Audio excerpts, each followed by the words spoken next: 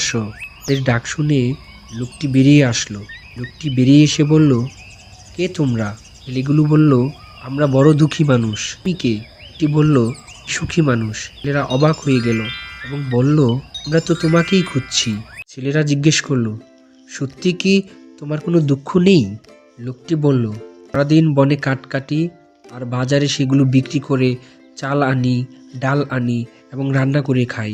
রাতে গান গাইতে শুয়ে পড়ি। এক ঘুমে রাত পার হয়ে যায়। একটি ছেলে বলল, এখানে তুমি একলা থাকো, তোমার ভয় করে না যদি চোর আসে?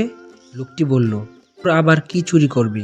ছেলেটা বলল, তোমার সোনাদানা, জামা কাপড়। একটি হেসে বলল, হা হা হা হা হা হা হা হা হা। আমি চোরকে বলবো তোমার যা দরকার সব কিছু নিয়ে যাও।